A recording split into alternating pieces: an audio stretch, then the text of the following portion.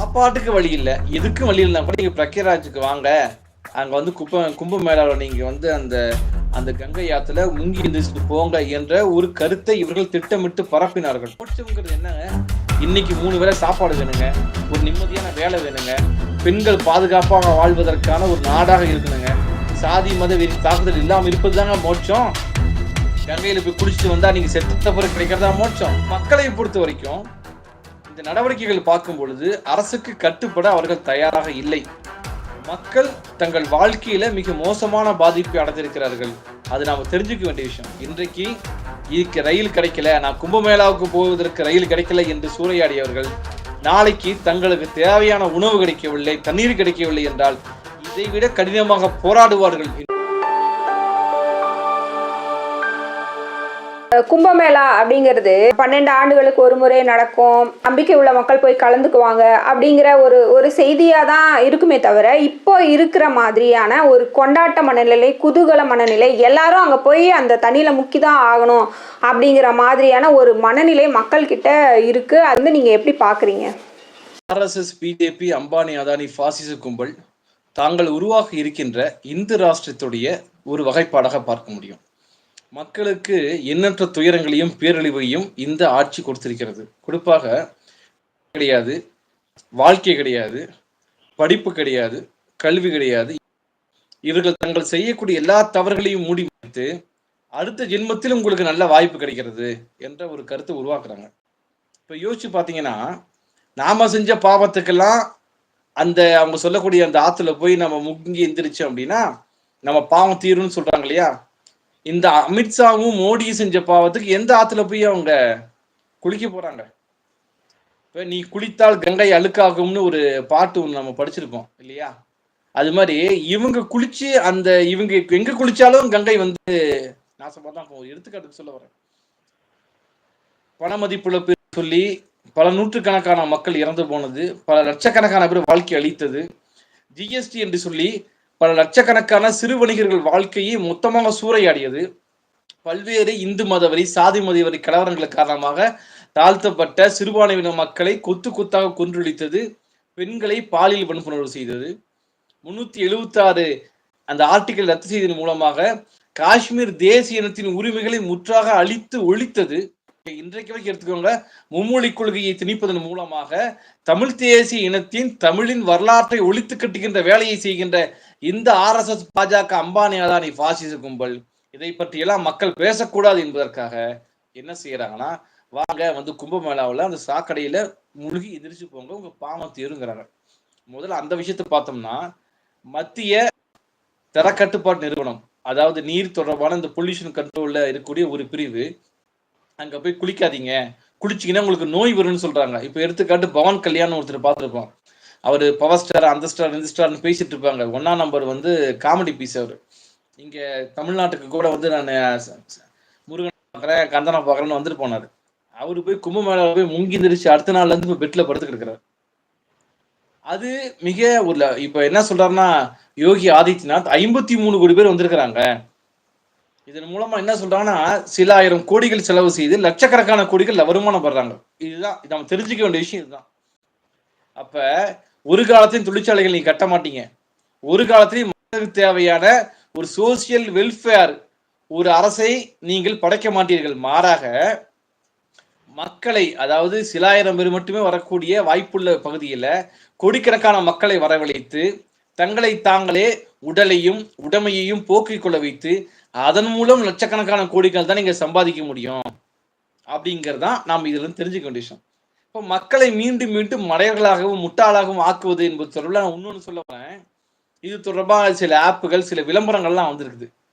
உங்களால இங்க கும்பமேளாவுக்கு வர முடியாது, அவங்க போட்டோ எடுத்து நீங்க அனுப்புனீங்கன்னா ஒரு ஆள் 1500 ரூபாய் நீங்க பணம் கொடுத்தீங்கன்னா அதை எடுத்து தண்ணியில் நாங்கள் முக்கி காட்டுவோம். இதுக்கும் பல ஆயிரம் பேர் வந்து பணம் கட்டிட்டு இருக்கிறதா சொல்றாங்க. அப்ப மக்கள் தங்களுடைய பிரச்சனையை பற்றி பேசாமல் இருப்பதற்காக இந்த மதவரியை திட்டமிட்டு தூண்டுவது அப்படிங்கிறதா இந்த கும்பமேளாவில் நம்ம தெரிஞ்சுக்க வேண்டிய விஷயம். அதை தாண்டி அதுக்கு அப்பாற்பட்ட விஷயங்கிறது இல்லை. அது மட்டும் அல்லாமல் ஊபி, அந்த உத்தரப்பிரதேசம் என்ற அரசு ஒரு டெரரிஸ்ட் ரீஜனா இருக்குங்கிறது நம்ம எல்லாருமே நம்ம பார்க்கணும். இது தொடர்பாக உச்ச நீதிமன்றம் பல முறை கண்டனம் தெரிவிச்சிருக்குது. எந்த ஒரு வாய்ப்புமே கொடுக்காமல் சட்டவிரோதமாக இஸ்லாமியர்களுடைய வழிபாடு தலங்கள் மட்டுமல்ல இருப்பிடங்களை, வீடுகளை தகர்க்க கூடாதுன்னு சொல்லியிருக்கிறாங்க. ஆனா அதை மீறி தகர்த்துட்டு இருக்கிறாங்க. இன்றைக்கு திட்டமிட்டு இஸ்லாமிய அரசியல் கைதிகள் படுகொலை செய்யப்படுறாங்க. பாபா சித்திக் என்று ஒரு படுகொலை செய்யப்பட்டார். நீங்க நல்லா பாத்தீங்கன்னா போலீஸ் காவல் இருக்கிற நபர் கைது செய்யப்படுகிறார். ஆக இஸ்லாமியர்களாக இருக்கக்கூடிய ஒரு குறிப்பிட்ட அளவுல ஒரு மேல இருக்கக்கூடிய எம்எல்ஏ, எம்பி, இல்ல கொஞ்சம் பணம் வச்சிருக்க அத்தனை பேருமே வேட்டையாடப்படுகிறார்கள். அப்படிப்பட்ட ஒரு ஒரு மாநிலத்துல எவன் முதலீடு செய்வான்? யாரும் செய்ய மாட்டாங்க. அப்ப அவர்களுக்கு தேவை என்பது அவர்கள் சொல்லக்கூடிய, நாங்க இந்து ராஷ்டிரம் சொல்றாங்க இல்லையா, அந்த இந்து மக்களை பலி கொடுத்து அவர்களை கொன்று அவர்கள் உடைமையை பறிப்பதன் மூலமாகத்தான் இந்து ராஷ்டிரம் செல்வாக்காகவும் செல்வம் கொளிப்பதாகவும் மாறும் என்பதுதான் நம்ம தெரிஞ்சுக்க வேண்டியது. கும்பமேளாவுக்கு அதிகப்படியான மக்கள் வருவாங்க அப்படின்னு சொல்லிட்டு முன்னாடியே கணிச்சிருந்தாங்க. அது நம்பர்ஸ் எல்லாம் கூட செய்தித்தாள்களில் வெளியாச்சு. ஆனால் அங்கே போதிய கட்டமைப்புகள் செய்யலை அப்படிங்கிறது ஒரு பக்கம். இன்னொரு பக்கம் ஒரு ஒரு ஒரு இடத்துல கூட்ட நெரிசல் ஏற்பட்டு அதில் 30 பேர் இறந்தாங்க. எந்த விதமான பொறுப்பையும் அரசாங்கமும் சரி, ஒன்றிய அரசாங்கமும் சரி ஏற்றுக்கவே இல்லை. இந்த விஷயம் அந்த பக்தர்கள் எப்படி பார்த்தாங்க, அதுக்கு சமூகம் எப்படி எதிர்வினை ஆற்றுச்சு? அதுக்கு இப்படி ஒரு சம்பவம் தமிழ்நாட்டில் நடைபெற்றிருந்தால் என்னவாக இருக்கும், என்ன எதிர்வினைகள் ஊடகங்கள் எழுப்பி இருக்கும் என்பது நாம் தெரிந்து கொள்ள வேண்டிய விஷயம். யோசிச்சு பாருங்க. கூட்ட நெரிசல் காரணமாக முன்னாடி இறந்து போனாங்க. அதற்கு பிறகு ரயில் நெரிசலுக்கு, ரயில்ல நாங்க பயணம் செய்வதற்கு ஓடி பிடிச்சி ஏறும்போது இறந்து போறாங்க. எந்த ஏற்பாடும் செய்யாமல் ஒரு சொர்க்கம் இருக்கிறது வாருங்கள் என்று அழைத்து கொண்டு போய் மக்களை படுகொலியில் தள்ளி கொலை செய்வதுதான் இந்து ராஷ்டிரம். இதுதான் நம்ம தெரிஞ்சுக்கிறது. இதுக்கு எந்த பொறுப்பும் யாருக்குமே கிடையாது. மோடிக்கும் பொறுப்பு இல்லை, அமித்ஷாவுக்கும் பொறுப்பு இல்லை, இந்த யோகி ஆதித்யநாத் யாருக்குமே பொறுப்பு கிடையாது. இந்த ரயில்வேல நடந்த இந்த பிரச்சனை தொடர்பாக சொல்லப்படுவது என்ன? சாதாரணமா சொல்றாங்க, பிளாட்ஃபார்ம் நம்பர் மாத்தி சொல்லிட்டாங்க, அதனால பிரச்சனையாச்சு. இது பிளாட்ஃபார்ம் நம்பர் மாத்தி சொல்ற பிரச்சனையா? பல்லாயிரக்கணக்கான மக்கள் ஒரு ரயில் நிலையத்துல குவிஞ்சிருக்கிறாங்கன்னா, நான் கேட்கின்ற கேள்வி என்னன்னா, ரயில் பெட்டி எத்தனை பெட்டி இருக்குது? ரயில் பெட்டியில ஒரு பெட்டியில எவ்வளவு பேர் உட்கார முடியும்? 100 பேர், 110 பேர் உட்கார முடியும். கூடுதலாக 3 போட்டுக்கோ, 330 பேர் நிக்க முடியும். அதற்கு மீறி பல்லாயிரக்கணக்கான மக்களுக்கு யார் ரயில் டிக்கெட் கொடுத்தது? அப்ப இந்த அரசு திட்டமிட்டே நடந்த படுகொலையாகத்தான் இதை பார்க்க முடியும். ஏதோ இது மாறிய பிரச்சனை இல்ல. 330 பேர் இங்க இருந்து அங்க போனாங்கன்னா ஒரு ரயில் பெட்டி, ஒரு 10 ரயில் பெட்டி எடுத்துக்கோங்களேன். இப்போ 330 × 10 3300 பேர் இங்க இருந்து அங்க போனதுனால வந்த பிரச்சனையா இல்ல. பல்லாயிரக்கணக்கானவர், 10,000 20,000க்கு மேற்பட்டவர்கள் 2 ரயில்களுக்காக, 2 ரயிலுக்காக மாறி மாறி போய் அவங்க இடத்துக்கு போயிருக்காங்க. அப்ப உங்கள் நோக்கம் என்ன? இன்னைக்கு நம்ம தெரிஞ்சுக்க வேண்டிய விஷயம், இந்த மானமுள்ள இந்துவே வா, திருப்பரங்குன்ற மலையை காப்போம், மானமுள்ள இந்துவே வா, பாகிஸ்தானியர்கள்லாம் அடிச்சு ஓடவும் என்று பேசுறாங்க இல்லையா, உங்களை கூட்டிட்டு போய் எங்க விடுவாங்க அப்படின்னா, இப்படிதான் சாக்கடையில் தள்ளி உங்களை கொல்ல விடுவாங்க. இதுதான் இந்து ராஷ்டிரம், இப்படிதான் இருக்கும். ஆனால் இதுவே தமிழ்நாடு போன்ற எதிர்கட்சிகள் ஆளக்கூடிய பகுதிகளில் நடந்திருந்தால் என்னவா இருக்கும்? தப்புதான், யாரு பண்ணாலும் தப்பு. ஆனா தப்பை ஆமா தப்பு செஞ்சுட்டேன் என்று சொல்லக்கூடிய அளவுக்கு கூட இல்லாமல் பாசிஸ்டுகள் அது ஏதோ சாதாரண விஷயமா கடந்து போறாங்க. ஆனால் இதிலேயும் அவர்கள் கொள்ளையடிச்சிருக்கிறார்கள் அப்படிங்கிறத ரொம்ப முக்கியம். அப்ப இதை பற்றியெல்லாம் எதுவுமே பேசாம திருப்பி ஏதோ அதான் இங்க புரிஞ்சுக்கணும், மக்களுடைய தனிப்பட்ட தவறு, அவர்கள் செய்த பாவங்கள் காரணமாக இறந்து விட்டார்கள் என்பதுதான் சொல்லுவாங்களே தவிர, இந்த RSS, BJP, அம்பானி அதானி பாசிச கும்பல் ஒருபோதும் பொறுப்பெடுத்துக் கொள்ள மாட்டார்கள். இன்னொரு விஷயம், ட்ரெயினில் இடம் கிடைக்கலன்னு சொல்லிட்டு அங்கே ஏறுற மக்கள் ட்ரெயினை அடித்து நொறுக்குறாங்க, ஏசி பெட்டிகளை அடிக்கிறாங்க. இது ஏதோ எமர்ஜென்சி காலத்தில் இந்த மாதிரி விஷயங்கள் நடக்கும், இல்லை போர் சூழலில் இந்த மாதிரி விஷயங்கள் நடக்கும், இல்லை ஒரு அரசு திவாலா ஆயிடுச்சுன்னா இந்த மாதிரி விஷயங்கள் நடக்கும். அதெல்லாம் நம்ம செய்திகளில் பார்த்துருக்கோம். இது கண்ணு முன்னாடி நம்ம பார்த்துருக்கோம். அது பார்க்கும்போது ஐயோ என்ன ஆச்சு நம்ம நாட்டுக்கு, நம்ம மக்களுக்கு என்ன ஆச்சு, நம்ம அரசாங்கம் என்ன ஆச்சு அப்படிங்கிற மாதிரியான ஒரு ஒரு ஒரு கவலையும் வந்தது. இதை நீங்க எப்படி பார்த்தீங்க? அதை நீங்க சொன்னீங்க இல்லையா, இந்த நாடு வெடிக்க காத்திருக்கிறது. RSS, பாஜக, அம்பானி அதானி பாசிச கும்பலின் தொடர்ந்து பொருளாதார பண்பாட்டு சீரழிவு நடவடிக்கை காரணமாக இந்த பாசிச நடவடிக்கைகளின் காரணமாக மக்கள் சொல்லனா துயரத்தில் இருக்கிறார்கள். இப்போது வேண்டுமானாலும் தயாராக இருக்கிறார்கள். அவர்களுக்கு ஒரு வாய்ப்பு கிடைச்சிருக்கிறது. என்ன வாய்ப்புனா, இந்த ரயில் பெட்டியில் நமக்கு இடம் கிடைக்கலங்கிறதுக்காக அங்க அடிச்சு நொறுக்கி இருக்கிறாங்க. நாளைக்கு அந்த ரயில் என்பது வேறொரு களமாக மாறும் பொழுது அவர்களுடைய உண்மை முகம், அவர்கள் போராட்ட குணம் வெளிப்படும். என்ன பிரச்சனை அப்படின்னா, சாப்பாட்டுக்கு வழி இல்லை, எதுக்கும் வழி இல்லைன்னா கூட நீங்க பிரக்யாராஜுக்கு வாங்க, அங்க வந்து கும்பமேளாவில் நீங்க வந்து அந்த அந்த கங்கை ஆத்துல முங்கி எதிர்த்து போங்க என்ற ஒரு கருத்தை இவர்கள் திட்டமிட்டு பரப்பினார்கள். அதன் விளைவாக ஏற்பட்டது. அது பல இடங்கள்ல பார்த்தோன்னா, இந்த மாற்றுத்திறனாளிகள் மட்டுமே இருக்கக்கூடியதுல பார்த்தோன்னா பல பேர் அடிச்சு உள்ள போறாங்க. இது மட்டும் இல்ல, இன்னொரு காமெடி கூட நடந்துச்சு. என்னடா இந்த பெட்டியில் 2 பேர் மட்டுமே இருக்க, 2 பேர் அடிச்சு விரட்டிட்டு ஒரு 50 பேர் உட்காந்துட்டாங்க. அப்புறம் தான் தெரியுது ஒருத்தர் கார்டு, ஒருத்தர் வந்து டிரைவர், ரயில் என்ஜின் பைலட். ரொம்ப போராடி என்ன சொன்னாலும் காது கொடுத்து கேட்க மாட்டேங்கிறாங்க. முட்டாள்தனமாக மூடத்தனமாக இருக்கிறார்கள். இல்லப்பா இவங்க 2 பேரும் வண்டி ஓட்டினாதான் வண்டியே நகரும் என்று சொல்லி அவர்களை அழைத்து, ஏன்னா மக்களை மதம் என்ற ஒரு ஒரு போதையின் மூலமாக ஆழ்த்தி வச்சு அவங்க இல்ல இது விட்டா கிடைக்காது, இன்னும் 12 வருஷம் கழிச்சுதான் உங்களுக்கு மோட்சம் கிடைக்கும் என்று சொல்லி, மோட்சம்ங்கிறது என்னங்க? இன்னைக்கு 3 வேளை சாப்பாடு வேணுங்க, ஒரு நிம்மதியான வேலை வேணுங்க, பெண்கள் பாதுகாப்பாக வாழ்வதற்கான ஒரு நாடாக இருக்கணுங்க, சாதி மத வெறி தாக்குதல் இல்லாம இருப்பதுதாங்க மோட்சம். கங்கையில போய் குளிச்சுட்டு வந்தா நீங்க செத்த பிறகு கிடைக்கிறதா மோட்சம்?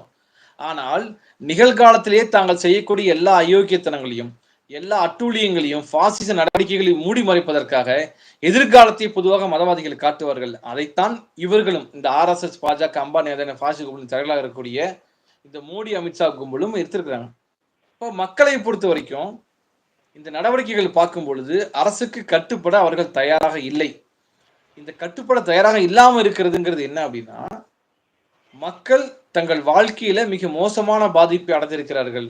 அது நாம தெரிஞ்சுக்க வேண்டிய விஷயம். இன்றைக்கு இதுக்கு ரயில் கிடைக்கல, நான் கும்பமேளாவுக்கு போவதற்கு ரயில் கிடைக்கல என்று சூறையாடியவர்கள் நாளைக்கு தங்களுக்கு தேவையான உணவு கிடைக்கவில்லை, தண்ணீர் கிடைக்கவில்லை என்றால் இதைவிட கடினமாக போராடுவார்கள் என்பதை நாம் தெரிஞ்சுக்க வேண்டிய விஷயம்.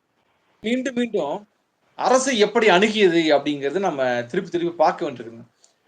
எந்த நாட்டு மக்களுக்காக நாங்க இருக்கிறோம், இந்து மக்களுக்காக இருக்கிறோம் என்று சொல்லி அந்த இந்து மக்களை கொண்டு போய் புதைகுழியில தள்ளுவதும், நெருக்கடியில தள்ளுவதும், அவர்கள் நெரிசல்ல அடித்து சாக விடுகின்ற வேலையை செய்கிறார்கள். இது தொடர்பாக அஸ்வினி வைஷ்ணவ் இருக்காரு, அவரு தான் இந்த இந்திய நாட்டுடைய ரயில்வே துறை அமைச்சர். ஒரு வருத்தம் கூட அவர் தெரிவிக்கவில்லை, நான் தப்பு செஞ்சிருக்கிறேங்க அப்படின்னு பதவி விலக கூட முன்வரவில்லை. ஆக திமிர்த்தனமாக, ஆம் இத்தனை பேர் நாங்கள் கொல்லுவோம், இவங்க எல்லாம் செத்து போவாங்க, எங்க நிர்வாக சீர்கேடு காரணமாக பல பேர் சாகடிப்போம், என்ன நீங்க செய்வீங்க என்று திமிர்த்தனமாக இருக்கிறார்கள். இன்றைக்கு கும்பமேளாவுக்குள்ளே நாம் போய் நீராடுவதற்கு இடம் கிடைக்கவில்லை என்று ரயிலை சூறையாடிய மக்கள், போராடிய மக்கள், நாளைக்கு இந்த RSS, பாஜக, பாசிச கும்பல் நடத்தக்கூடிய இந்த ஆட்சியும் நமக்கு தேவையில்லை என்று முடிவுக்கு வரும் பொழுது எதற்கும் கட்டுப்பட மாட்டார்கள், இவர்களையும் வீழ்த்துவார்கள்.